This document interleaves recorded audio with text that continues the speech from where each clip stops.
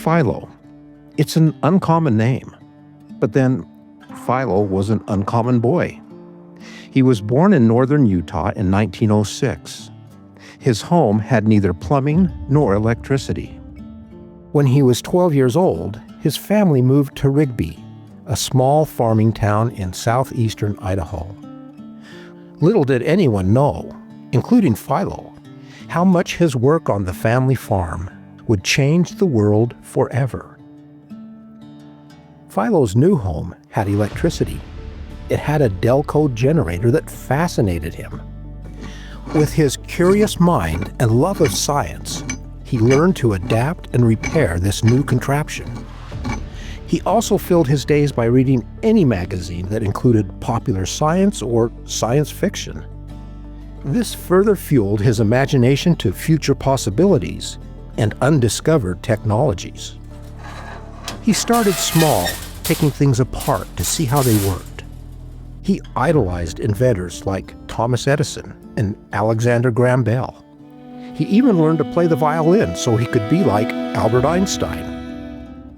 With his early tinkering, he attached a motor to the family's hand-cranked washing machine and created a new electrical appliance.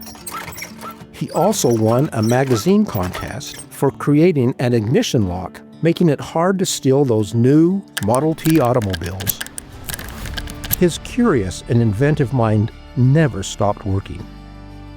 He became increasingly interested on the theoretical possibilities of transmitting images from one place to another. His greatest inspiration came from perhaps the most mundane thing this now 14-year-old did on the farm: plowing. One day, Philo went out to the family's large field. Hooking up the horses to the plow, he began the tedious task of plowing straight lines from one end of the field to the other. Back and forth he went. Back and forth he continued.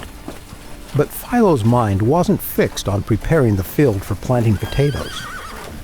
Now remember, his mind was not that of a typical 14-year-old. He began thinking, what if I could capture light, transmit it as electrons going back and forth, moving so quickly that the eye would view it not as a series of lines, but as a complete picture? The idea was genius. And yes, Philo's mind wasn't that of a typical 14-year-old. Fortunately, Philo had a science teacher in high school who recognized the brilliance of his student. He encouraged him, he challenged him, he validated him. They talked for hours about the possibilities. Philo drew diagrams on the blackboard explaining how a vacuum tube could scan and transmit images electronically by shooting a beam of electrons line by line into a light-sensitive screen 20 times a second. He called his device an image dissector, and it changed everything. On September 7, 1927, Philo's image dissector camera tube transmitted the first image from one room of his lab to another. The image? A straight line. The lab was hushed with awe. Philo broke the silence by saying, "There you are, electronic television." Philo continued working on improving his invention.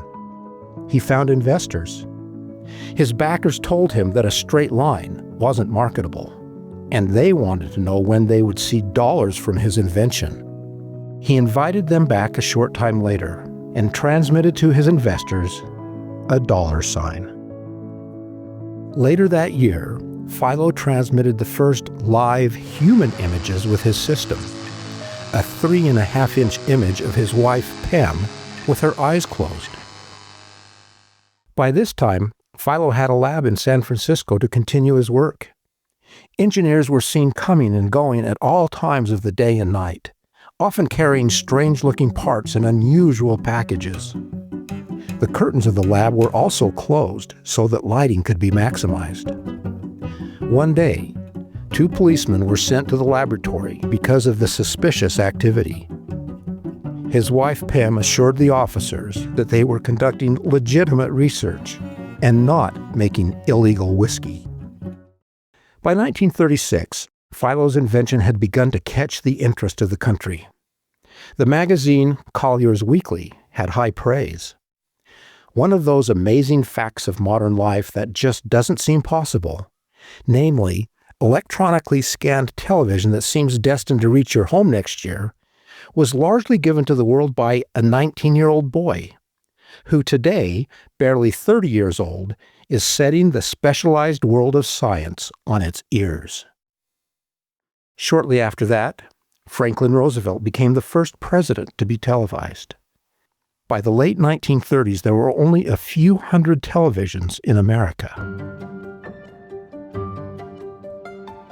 Today, television has come a long way since Philo's first transmission in 1927 of a straight line. That first picture was displayed at about 20 images per second. Today's TVs can refresh at 120 images per second.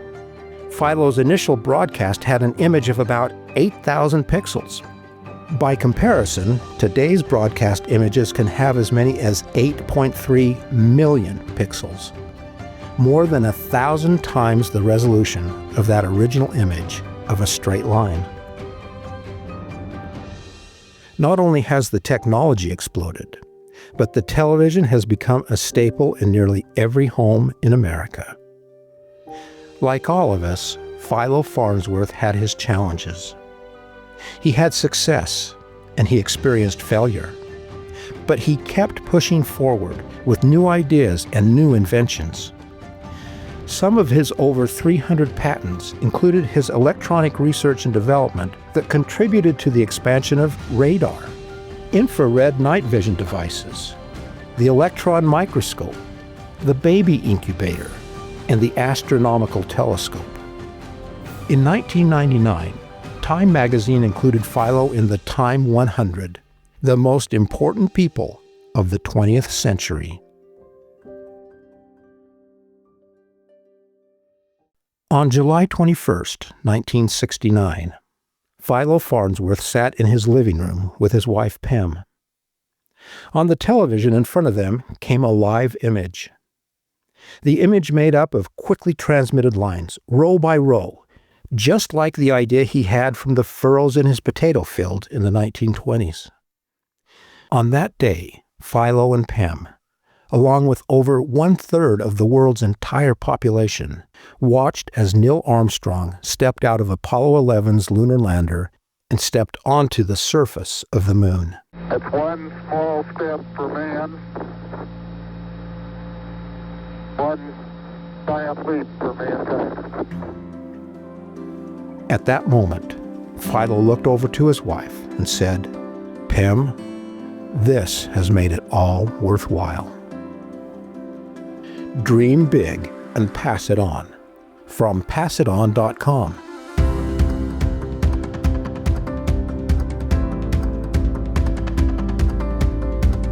If you enjoyed this bite-sized podcast, please subscribe and pass it on.